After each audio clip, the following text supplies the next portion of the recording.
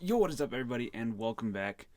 Day 3 we missed, or 4, missed a couple days, but back with my opinions and takes on what happened, reactions to the NBA playoffs, and really, I just can't wait for Celtics basketball. I was like, I missed the actual Celtics day, and now we have it tomorrow, and I've spent the last while watching these last two games.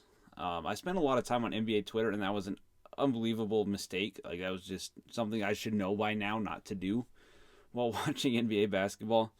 Because Heat fans are just absolutely delusional. But it's all right. That's tomorrow's stuff.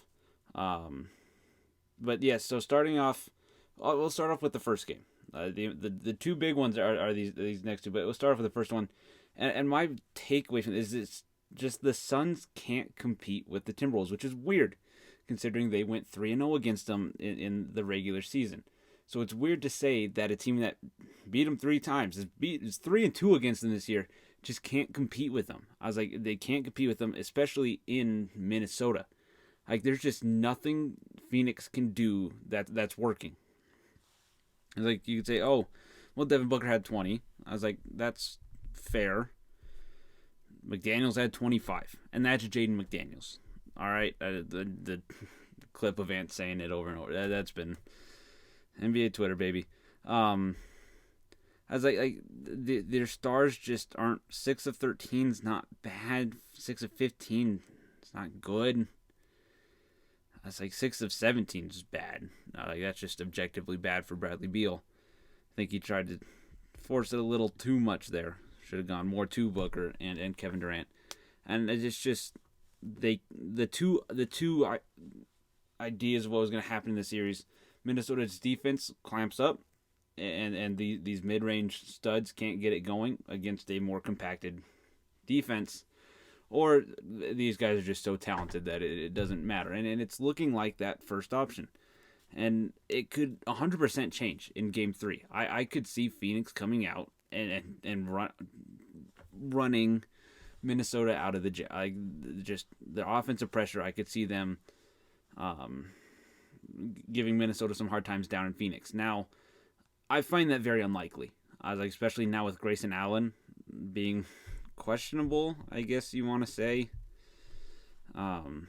With his abilities, I was like, now you gotta rely on it even more so on an already shortened on an already short bench.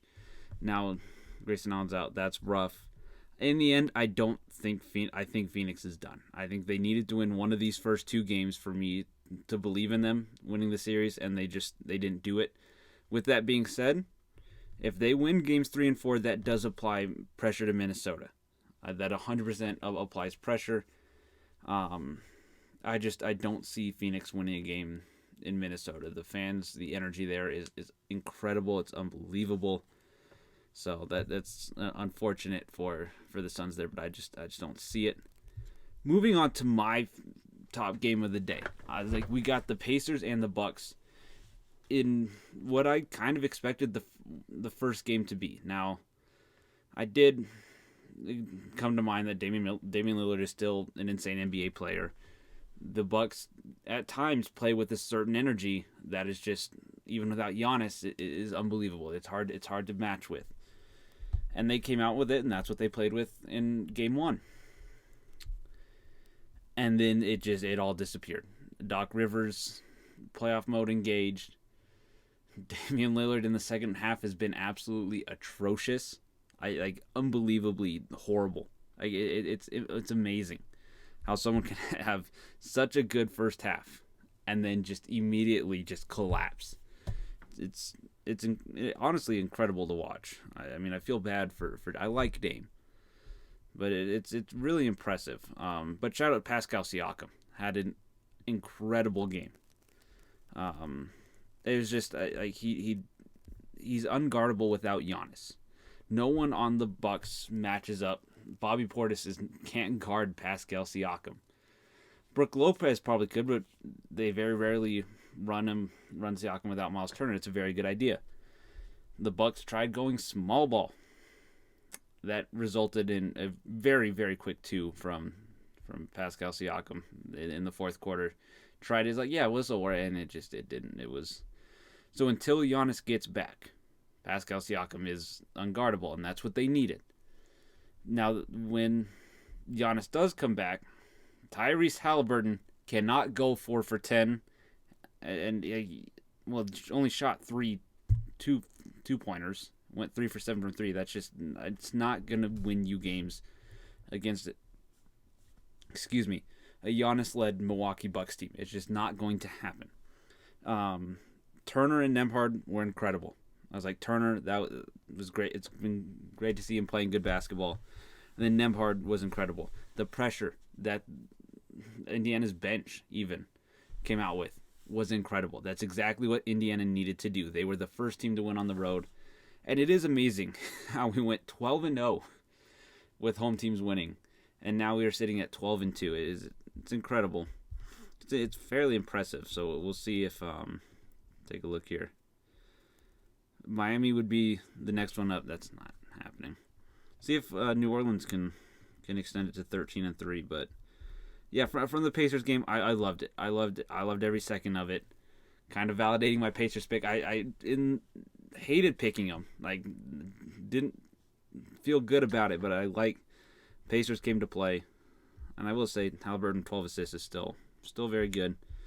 I just gotta get that scoring up, I think. But what do I know? And then finally, the last game, the game of the night.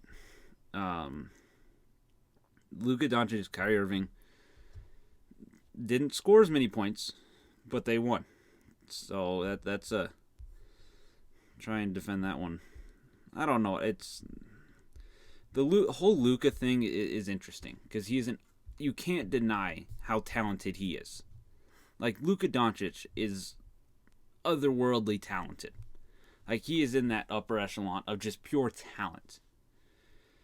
Now, and I think fans know this, but we don't need to see the stats to back it up.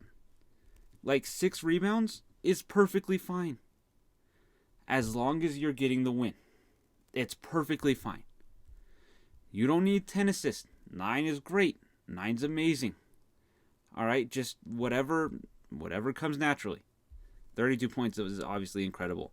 Kyrie Irving with 23, 6 rebounds as well. 3 steals is the big thing. He's been playing very well. I don't remember who it was on numbers on the board. I don't remember where I saw it. I feel like it was him. If not, shout out numbers on the board. But no, the Mavericks played overall much better team basketball today than they did in Game 1. Game 1 was just an utter embarrassment of basketball from the Mavericks. So today was good to see them play team basketball, and that's what they need to do to win. They need to play team basketball driven through your star. Like, your star is the leader. He does everything, but they're finally playing off him. He's giving it up at the correct times. That's the biggest thing. The biggest difference for me between Jokic and Doncic is the correct times to give it up. It's like Jokic honestly gives it up more and does it more at the correct times. Luka tries to create a little bit too much for himself as opposed to being okay giving it up. So today he gave it up at the correct times and they won. Kawhi Leonard coming back was obviously going to be rusty. I'm kind of torn. I'll say that with Kawhi Leonard, if they should have played him less, because you had to have known he was going to be rusty. Like, it's Kawhi Leonard. He's been battling. It happens. I was like, the way he plays, where he's at his best, he has to be up there towards 100%, 85 to 100%. He's not there right now. Close could be it by Game 3, and he'll absolutely dominate. He could absolutely dominate, but it wasn't right. Still took 70 shots. That was some of the bad shot taking, some of the worst shot taking I've seen from him. Shot decisions, taking step back threes. I've never really seen him do that. Contested step back threes. 0 for 5 from 3. James Harden wasn't great. 2 for 10 from 3. 6 of 14. It's like going 4 for 4 inside the arc as like maybe want to stick there a little bit, draw a couple more fouls too. Terrence Mann, obviously the strategy for Dallas will always be to leave him open, which is fair. I understand it. There will be a game where it could come back to bite them, but so far I think they're okay with it. I'm torn between saying the Stars need to be better. They can't shoot that bad again. I was like, it's quite simply like Paul George shot 50%. That was the best of their bigs, their big guys. 7 of 17 from Kawhi, 6 of 14 from Harden, Westbrook 2 for 9, Norman Powell 2 for 10, Zubac 5 for 12 is atrocious. All right, I was like, he's just not where he needed to be. The fouls were good. Got to the free throw line, made your shots. That's good. Offensive rebounds were solid, but nowhere near as good as they were in Game 1. So I think that's where they get back to. I think Kawhi Leonard comes back into form for Game 3. They work on separating themselves a bit more on those offensive rebounds, and the Clippers will be okay. But this series is a series. Like, this is legitimately, out of all the series, even going into it, this was the one, like, Game 7. I was like, whether it's going to or we just need to see it go to Game 7, like, we need to see it go 7. I was like, this is back and forth is incredible in this series. But yeah, those are my takes. I'm excited. I get Celtics basketball again tomorrow, so that's all I care about. Anyway, if y'all enjoyed, love you. See you later. Adios.